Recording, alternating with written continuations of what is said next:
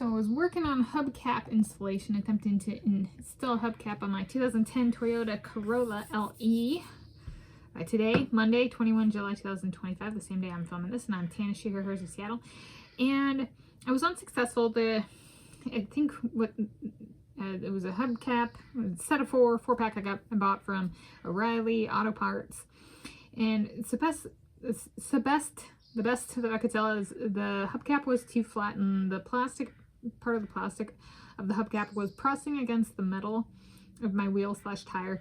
And so when I was trying to rubber mallet it in place, it couldn't really go in any further because it was already pressing on the metal. And I was like, well, what's the real problem with that? So, well, the problem with that is cars vibrate when they drive. So my concern would be, and maybe it works, maybe it doesn't, I would get my dad to help out, and he offered for birthday present / gift of buying me hubcaps after I said I bought the ones from O'Reilly Auto Parts.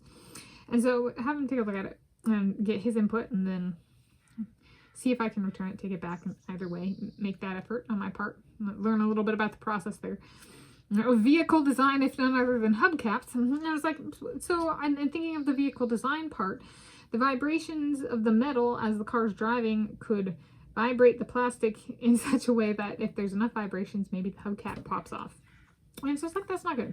But it also kind of got me reflecting on driving in California and living in California and hiking in California.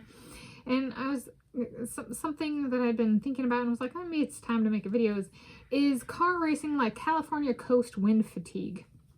So here, car vibrations fatigue, I'm kind of designating as roughly analogous to fatigue of the wind along the California coast.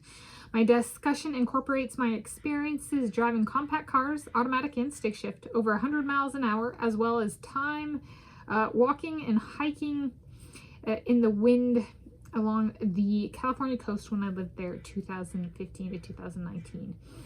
Yes, so essentially what my system is sensitive to vibrations.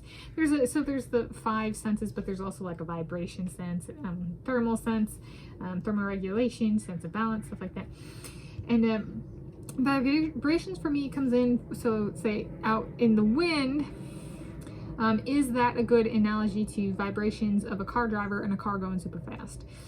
And I've gone super fast, over 100 miles an hour, and I'm both in compact cars, in automatic and stick shift, including my 2010 Toyota Corolla LE, that I named left on.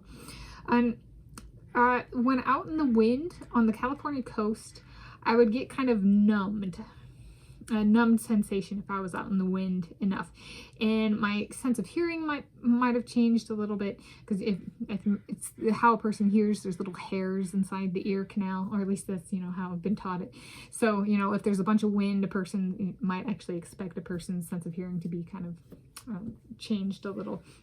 And so I would feel a certain way, and it might affect my energy levels. I might get a bit fatigued being out in the wind on the California coast. Speaking from experience, so I might have been.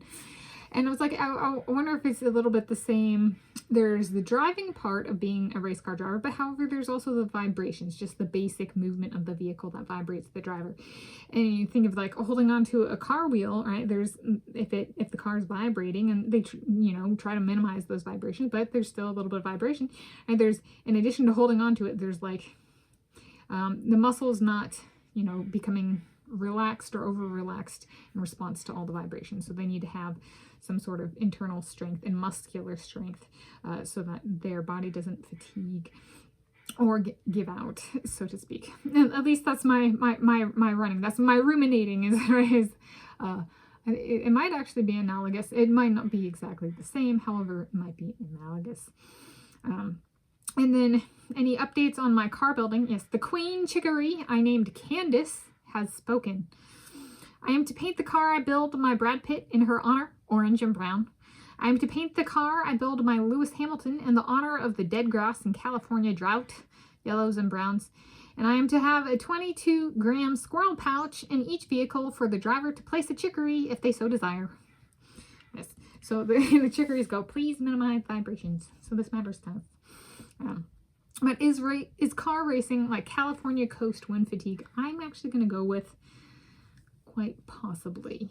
And that might also depend on like the muscular abilities and strength of the individual car driver, as well as the like specifics of the vehicle itself.